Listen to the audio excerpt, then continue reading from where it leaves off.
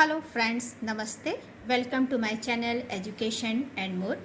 Friends, जैसा कि आपको पता है कि आज हम विजयदशमी सेलिब्रेट कर रहे हैं और आज हम अपने इस चैनल के माध्यम से भगवान राम के बारे में कुछ अपने विचार प्रस्तुत करेंगे। राम ईश्वर भी हैं, राम अवतार भी हैं। वे समाज के रक्षक के साथ ही असंख्य दीनों के पालनहार भी बने हैं। उन्होंने स्त्री को सम्मान दिया, वानरों को नर बनाया, उन्हें स्वाभिमान के साथ जीना सिखाया। राम स्वयं सूर्य होकर दीपकों के समान जले और असंख्य दीपकों को उन्होंने सूर्य बना दिया। राम निर्गुण निराकार भी हैं, राम सगुण साकार भी हैं, राम ईश्वर भी हैं, राम अवतार भी हैं, राम कल्पना भी हैं, राम इतिहास भी हैं, राम राजा भी हैं, राम साधारण जन भी हैं। इतिहास हमें बताता है कि राजा या शासक केवल अपने राज्य की सीमाओं की रक्षा करता है और ऋषि अपने राष्ट्र की रक्षा करता है। मुझे राम में ये दोनों ही गुण दिखाई पड़ते हैं। महत्वपूर्ण यह है कि ऋषि के रूप में तो उनका चित्रण कहीं हुआ ही नहीं और राजा बनते बनते वे साधारण वनवासी हो गए। श्री राम जब विश्वामित्र के साथ सिद्धाश्रम गए तो उन्होंने देखा कि राजा, चाहे वह चक्रवर्ती दशरथ हो या शीर्ध्वज जनक, अपनी प्रजा की रक्षा के लिए प्रयत्नशील नहीं है और ऋषि चाहते हुए भी वह कार्य नहीं कर पा रहे हैं। कारण कुछ भी हो रहा हो, विश्वामित्र ने जब दशरथ से राम को मांगा था तो यह कहकर मांगा था कि वे 10 दिनों में उन्हें सुरक्षित वापस लौटा देंगे। इसमें कहीं ध्वनि यह भी है कि वे स्वयं भी समर्थ थे, नहीं तो ऐसा वचन क्यों और कैसे देते। फिर भी वे उस व्यक्ति को खोज रहे थे जो न राजा हो न ऋषि, जो बिना किसी राजकीय सहायता के साधारण जन के रूप में उस मानवता के मध्य जा बसे जिसे नर न कहकर वानर कहा जा रहा है। वह राजा न रहे, एक साधारण मानव हो जाए जो दलित, दमित, दबी, कुचली, असहाय मानवता का बंधु बनकर उनकी रक्षा करे। ऐसे में श्री राम अयोध्या के राजा कैसे बन जाते। मनुष्य का बल उसका पद भी होता है और प्रतिभा भी। यदि यह कार्य अपने पद के दायित्व के रूप में किसी राजा या राजा के सेनापति को करना होता है तो वह कब से हो गया होता।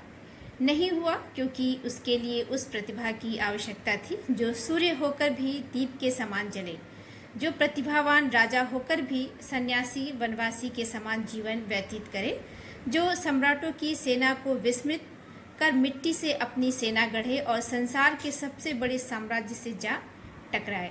उसमें कवि की संवेदना चाहिए थी, ऋषि का चिंतन चाहिए था और क्षत्रिय का साहस तथा रण कौशल चाहिए था। उस व्यक्ति अर्थात राम ने अहल्या को देखा। सोने की अहल्या माटी की मूर्त बनी मृग परिवर्तन की प्रतीक्षा में बैठी थी, जिसकी रक्षा समाज का दायित्व था। समाज उसकी शक्ति और बहिष्कृत कर उस वन में अकेली छोड़ गया था। राम ने उस समाज या शासक के आने की प्रतीक्षा नहीं की, उसके परिणाम के लिए रुके नहीं, यह चिंता नहीं की कि वह स्त्री दोषी थी या दूषित थी। उसे अपराधिनी नहीं, पीड़ित माना और जाकर उसके चरण छुए, उसके तिरस्कार को धो पोंछ कर परे किया, उसका सत्कार स्वीकार कर उसका सम्मान किया। जिसे ऋषि होते हुए भी उसका पति समाज में सम्मान नहीं दिला पाया, जिसका पुत्र राजगुरु होकर भी इस दुख की घड़ी में उसके पास आने का साहस न कर पाया, श्री राम ने उसे सम्मान भी दिया, उसका सत्कार भी ग्रहण किया और उसे ऋषि गौतम को सौंपने का वचन भी दिया। राम को न इंद्र का भय था न रूढ़िवादी समाज का। वे तो राम थे, सब कुछ सहन करने वाले, हर पीड़ित पीड़ा स्वयं उठ झेलने वाले। श्री राम अपने पिता का पथिक के समान त्याग आए और सरभंग के आश्रम में वहाँ खड़े थे जहाँ देश की मेधा और प्रतिभा को चबाकर राक्षसों ने हड्डियों का ढेर लगा रखा था। उन्होंने ऋषियों को क्यों खाया? ताकि कोई उनके विरुद्ध सोच न सके, बोल न सके, सिर उठा न सके, किसी को समझा न सके, बुद्धिजीवी कुंठित हो जाएं और बौद्धिक संघर्ष में हार जाएं। वहाँ ऋषि शरभंगी भी थे, देवराज इंद्र भी थे, अर्थात ऋषि भी और राजा भी। फिर भी राक्षस मुनियों को खाए जा रहे थे, हड्डियों का ढेर लग रहा था। मानवता को भयभीत करने के लिए मानवता ही नहीं, ऋषि भी डरे हुए थे और देवराज इंद्र भी नहीं डरे तो बस प्रभु श्री राम। उन्होंने संकल्प किया कि वे इस पृथ्वी के निशाच विहीन कर देंगे। यह संकल्प उतना ही दृढ़ था जितना कि अपने राज्य का त्याग। राज्य का त्याग भी इसी लक्ष्य को पूरा करने के लिए था, दानवता का विनाश और मानवता की रक्षा। इसी संकल्प का मूल्य चुकाया राम ने। उस युग के सबसे क्रूर राक्षस ने उनकी पत्नी का हरण किया, जो कि प्रत्येक युग का राक्षस करता है। राक्षस मानता है कि स्त्री दुर्बल है, वह अपनी रक्षा नहीं कर सकती है, उस पर अत्याचार कर पुरुष को पीड़ित और अपमानित किया जा सकता है। स्त्री उसका सरल आहार है। उसके पश्चात भी श्री राम रुके नहीं। वे सुग्रीव के सम्मुख खड़े होकर उनसे कह रहे थे कि वह उनसे अधिक पीड़ित था, इसलिए वे पहले उनकी पीड़ा दूर करेंगे। तब उनके सहायता लेकर के उनका भी राज्य छीना गया था। उनकी भी पत्नी का हरण हुआ था। वह भयभीत थे। उनमें साहस नहीं था कि वह अपने भाई और राजा बाली का सामना कर सके। सुग्रीव को श्री राम पर विश्वास नहीं था। वे वाली के विरुद्ध उसकी सहायता कर पाएंगे, तो वह अपने ही समान वंचित पुरुष से मित्रता क्यों करें। किंतु राम ने उस वंचित का विश्वास लौटाया, उनकी सहायता की, उनका छीना गया राज्य उनके और उनकी पत्नी दोनों को वापस दिलवाया। जो काम राजा नहीं कर पाया, वह साधारण जन प्रभु राम ने किया। सोने की लंका का विरोध तो शरभंग के आश्रम में ही आरंभ हो गया था। अब तो वे साक्षात राजा रावण के मित्र वाली से भिड़ गए थे। वहीं उन्होंने अपने विश्वास खो चुके सुग्रीव का विश्वास वापस लौटाया। यही वानरों को नर बनाया, उन्हें रक्त दीक्षा दी, उनका छत्रत्व लौटाया, उनमें स्वाभिमान के साथ जीना सिखाया, उनमें रामत्व स्थापित किया। रामत्व से युक्त यही सेना संसार के सबसे बड़े साम्राज्य से जा टकराई और संसार से निशाचरों का समूल नाश करने का श्री राम का संकल्प पूरा हुआ। भगवान राम अयोध्या के राजा बन जाते तो इन वानरों का क्या होता। रावण से लड़ने के लिए अयोध्या की सेना आई होती तो ये वानर मानव कैसे बनते। इसी रामत्व की भक्ति ने हनुमान को वानर से नर ही नहीं करोड़ों का आराध्य देव बना दिया है। राम स्वयं सूर्य होकर दीपक की समान जले और असंख्य दीपकों को उन्होंने सूर्य बना दिया। लंका से कोट में समुद्र की खाई के परे रावण स्वयं भी सुरक्षित समझ रहा था। इसी सुरक्षा के भरोसे वह संसार के सारे पाप कर रहा था। सीता का अपहरण किया उसने।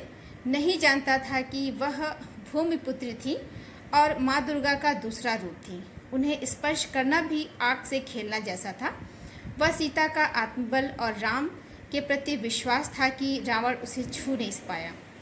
प्रेम निवेदन करने भी आया तो पत्नी को साथ लेकर आया। भगवान राम ने युद्ध से पहले उसे हर प्रकार से सावधान किया, चेतावनी दी, शांति दूत अंगद भेजा, किंतु रावण का न मोह छूटा न अहंकार टूटा। वह श्री राम की एक साधारण मनुष्य ही समझता रहा। वह समझता रहा कि भगवान राम एक साधारण मनुष्य हैं, वह उसका क्या कर लेंगे।